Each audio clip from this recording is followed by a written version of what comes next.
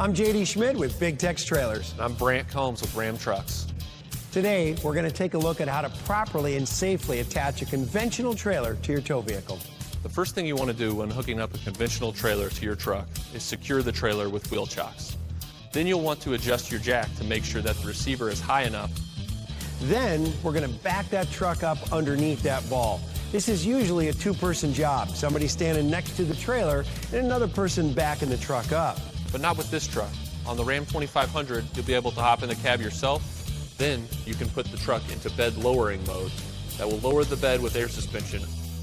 And on your 360-degree view, see your surroundings, as well as have a backup camera with a zoom. So just press a button, zoom in on the ball, and make sure that you're backing up under the receiver on the first try every time.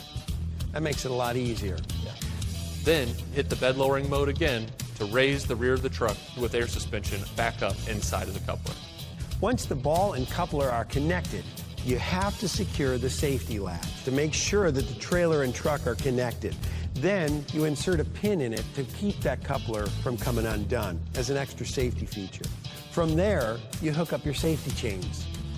On the conventional trailer, we'll want to make sure that we cross the safety chains. If anything were to ever happen and the trailer would become disconnected, the tongue of the trailer would fall down on the cross chains. That keeps it from coming down and digging into the ground. A great feature. Make sure you always cross those safety chains. Then you want to hook up your breakaway safety cable for the brake system. That's a very simple cable that attaches right to the hitch of the truck.